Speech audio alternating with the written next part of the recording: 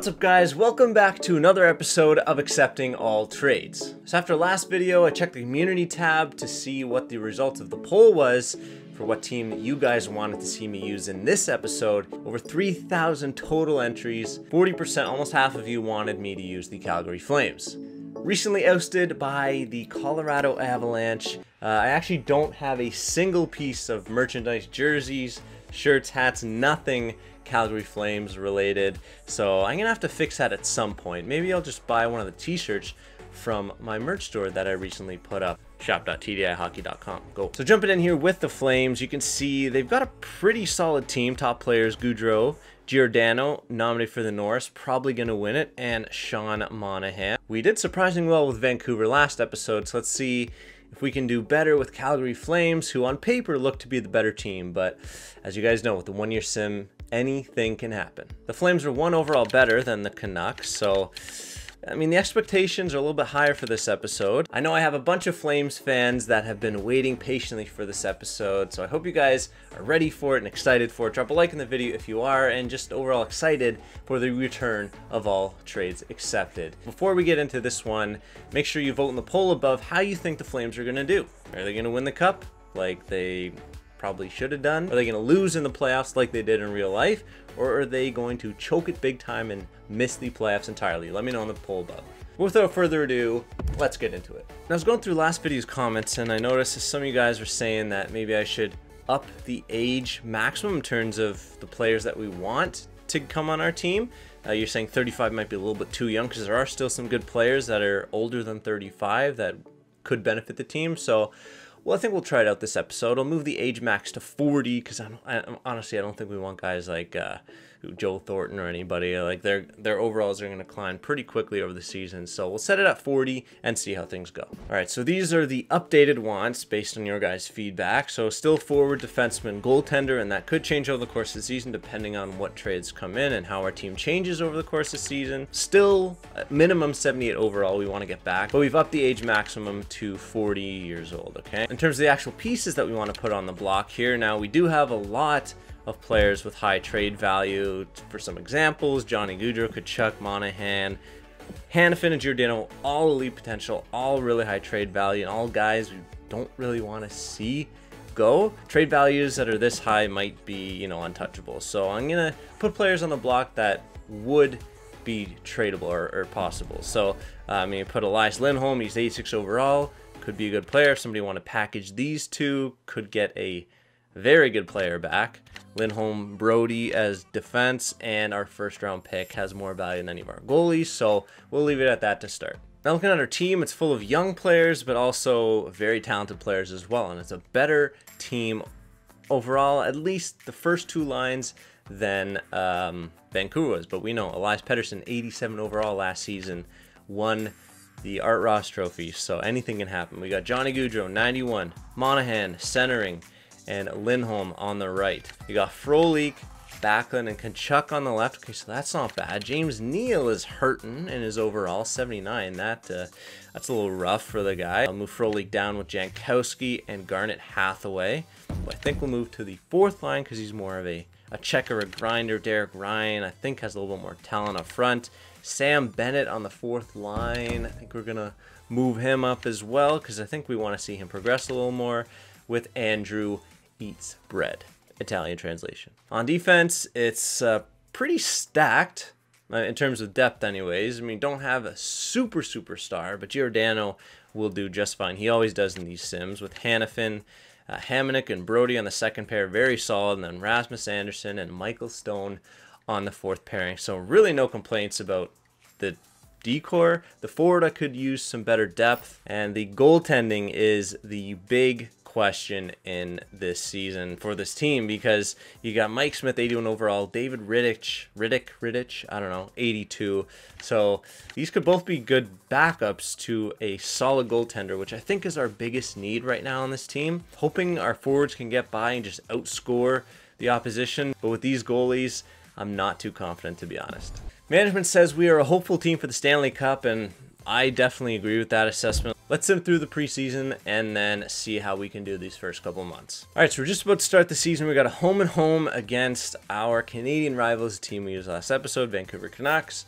As always, let's sim through the first 2 months, and then we'll regroup from there. With that home and home, we get 2 wins back-to-back against the Canucks. That's a good start. All right, so after 2 months for the start of December here, and it's not looking good. You know, it's not the end of the world by any means. I mean, we're only 6 points back of first place in our division, which is LA. That's a 5-game losing streak right now. 3 shootout losses in a row. Can we get some help, please? This might be the quietest episode we have ever seen. Most ridiculous amount of shootout losses and overtime losses I've ever seen. We're already at 10 here up at the All-Star break, and our record is looking mediocre at best. We need to figure this shit out real quick because this is not good. You know what else is not good? Our division. Look at that. 58 points. We're 3 points back. 57 points is not good enough for a wild card. So if we look at the Central Division, look at that. 59 points for 5th place. So we got a lot of work to do here. Arizona, for some reason, is tearing the league up. They're tied for first with Toronto in the entire league. So I have a few questions for you, EA. And Johnny Gaudreau with 40 points in 52 games. Nobody's even close to point per game. We got to figure something out. So our first line is doing well, and they're all doing around the same. But it's not good enough. I mean, Giordano, he's doing what he does. He's playing well. I think he's the best player, and as a captain, you probably should be. But James Neal, minus 12. I think we got to make some changes to that second line. I think we need to bring Frolik. 13 points. At least he's a +5. But it might not be the players. It might be the goaltenders. And you know what? David Riddick's getting most of starts, which is interesting. I mean, they are pretty... I thought they would split it 50-50. Instead, it's like 60... It's like 2/3, 1/3, it seems. The stats aren't terrible, but yeah, my God, we could have used a few more saves in the shutouts from these boys for sure. This is just a weird year overall. Like, I cannot identify an issue with this team. I'll make a few changes on D. I'll bring Hanifin down, switch with Brody, swap these guys. I mean, honestly, I don't know. I cannot identify a single issue. I think we just need to be better all around. All right, this is it. It's now or never. We have gotten 0 trades so far, and I have an idea. All right, so I made a couple changes to the trading block. Kept the forwards and the goaltender. Upped the minimum overall that we need, at least 83 now, because I think we want to upgrade a goalie. We don't want to downgrade. You know, it was at minimum 78, so I upped that. And then we're just going for pending UFA. Honestly, any player available that we can get to help this team, I think I would take them. Finally, a trade, and it is the most boring trade you can imagine. Garnet Hathaway for Ryan White, a 4th line swap. Thank God we saved some salary cap on that one. Woo! Oh my God! That was the worst season, trade-wise, I have ever witnessed. I think I'd rather no trades than that embarrassing 4th line swap. My God. I'm usually not a clickbaiter, but EA's kind of forcing my hand with this one. My God. Accepting all trade. I think I should rename this one. Okay, well, somehow, someway, we've climbed ourselves into a playoff spot behind Arizona and LA of all teams. Gaudreau's still leading our team in points, and I mean, you know, as long as we can stay ahead, it's gonna be a battle right till the bitter end here. Freaking Ryan White is on our 3rd line now, and for some reason the coach insists on putting Sam Bennett on the 4th line. So you know what? We just gotta suck it up, pray to the hockey gods that Carolina can somehow squeak into the playoffs. We've got just about a month and a half to go in the season. We've got a ton of important games against our division. Look at how we're finishing the season. All Pacific Division teams except for Dallas. So pretty much the end of March and the beginning of April will determine our playoff hopes. All right, here we go. First game against Vancouver. Lose by 1 goal. LA, big win. They're ahead of us. Okay. Against Dallas in the Central, that's also a big win too. Anaheim, 1 goal loss. San Jose, 1 goal loss. No! Do not choke this at the end of the season, Calgary. Do not do this to me. Oh my God, I'll win in the last game of the season. You know what? Those 3 games right there in regulation might have just blown our chances, and it did. Oh my God, we left 6 points on the table in those last 4 games. Embarrassing. Our record is 38, 32, and 12. Way too many freaking overtime or shootout losses. Take half of those and give us 6 extra points in the win column, and there's our playoffs right there. I'm telling you, it was 4 points that we missed out on. Vancouver squeaks into the playoffs once again somehow. I don't know how the hell they're doing it. And we just faltered right at the end of those last 3 games. Those 6 points we didn't get. Even wins in 2 of them might have given us a shot. And I'm pretty sure one of those games was against Vancouver. So, oh my God, was that ever a choke job. East was predictable. Only Buffalo was a surprise. Everyone else made it. Carolina made it with 88 points. So if we were in the East, we might have made the playoffs. Instead, we were in the West. And this was probably the weakest episode of All Trades Accepted I could have ever imagined. I think this was just a full team failure. I mean, our best player, Johnny Hockey, couldn't even come close to point per game.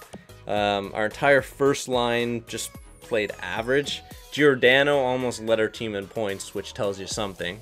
We just had those 2 goalies that can't really win you games and steal you games like we needed late in the season. So, I mean, their stats, save percentage was all right. Goals against, way too high. Way too many OT losses. Not enough shutouts, not enough wins. Just a full team failure all around. Let's look at the playoff tree and see how the playoffs are set up. Actually, we're already through 1 game. So we got Colorado versus Minnesota. That's a great rivalry. Unfortunately, we didn't see it this year. Peg and Blues, we all know how that one ended in real life. Probably going to 7. Kings and Canucks. I mean, they used to be great teams, both of them, and the Coyotes and the Blackhawks. So, Hawks actually have a chance. In East, you got Caps versus Blue Jackets. The Penguins versus the Bruins is a great series. You've got the Buffalo-Toronto rivalry, which I thought would be happening sooner rather than later, but we got it in this year. Eichel versus Matthews, and then Tampa versus Carolina. So let's see if Tampa can choke in this simulation. Oh, man, I'm so freaking disappointed overall, dude. The Stanley Cup has been awarded to the St. Louis Blues, which is very possible in real life this year. Calder Cup goes to the Iowa Wild. So congrats to the Blues on winning their first ever Stanley Cup in franchise history. Let's look at the playoff tree and see how the Blues won the Cup. So they beat the Jets in 6. So that's accurate. Then they beat the Wild in 7. Then they beat the Hawks, who actually made it to the conference finals, in 7. And then they manhandled the Penguins in 5 games. And now let's look at how all the players performed in this year's sim. So Kucherov led the league, or tied leading the league once again with Nathan MacKinnon. I guess they'll split the Art Ross this year. I guess you can do that. Steven Stamkos, McDavid, Besser right behind him. So Vancouver's a good team for the sim. I guess EA gives them that hometown juice. Ovechkin with 56 goals. Holy crap. Defenseman, though, Giordano did quite well. Top 10 defenseman. Drew Doughty had a unreal season. No defenseman with 20 goals, though. That is very surprising. Gostisbehere led the league with 14. Actually, Ekman Larson did with 15. And let's look at the goalies here. We kind of see the familiar faces. Vasilevsky, Hellebuck, Murray, Quick, Markstrom, Dubnyk. So, you know, you really need a high overall, I think, to be successful. And you know what, let's get right into it, because I actually forgot to check the player stats earlier because this whole not making the playoffs thing threw me off. So let's go right into the awards here. Obviously, the Blues won the Stanley Cup. President's Trophy goes to the Arizona Coyotes. Okay, so Ranta led them to that, but clearly the President's Trophy doesn't mean anything once again, and the Blues beat the Penguins. So let's go into the player awards now. Kucherov shares the Art Ross with MacKinnon. They probably should have both of them there, because although maybe he wins it because he has more goals, I don't know if there's a tiebreaker. If somebody wants to do some research, let me know in the comments. I'd be actually interested to learn what they do in a point tie. He also won the Hart. Drew Doughty won the Norris because he got the most points as a defenseman. My God, this trophy's a joke. Kucherov with the Bing, holy crap. Pedersen with the Calder back episodes, where he won it with our Canucks. Conn Smythe goes to Jordan Binnington, which is not out of the question this year as well. If the Blues win the Stanley Cup, he could definitely be a strong candidate for the Conn Smythe. Vezina goes to Hellebuck. I told you it was a toss-up between those two, so congrats to him. Good shit. William Jennings, Antti Ranta on the Arizona Coyotes. I think that was a given. Masterton goes to Ekman Larson. Selke goes to your boy Johnny Taves, and the Ted Lindsay to Stamkos, and the Richard to Ovechkin. So, I mean, the Lightning cleaned up in the player trophies, but not the ones that matters. That one goes to the St. Louis Blues. Congrats once again to your first ever Stanley Cup. Alright guys, that'll about do it for this video. Hope you guys enjoyed it. I mean, I know you Flames fans probably didn't enjoy it, just like you didn't enjoy getting smacked by the Avalanche in 5 games in the playoffs. But you know what? There's always next year. Hopefully we get more trades in next episode. If you have any other ideas as to how we can facilitate more trades, it might just be the team composition, or it might just be a weird sim. I don't know, but if you have any experience generating a lot of trades, hit me up in the comments below. Drop a like on the video if you've enjoyed it. Don't forget to hit up the community tab and vote for what team you want to see in next episode. Subscribe for more because I'll be pumping these out all summer long. And until next one, guys, I'll see you then.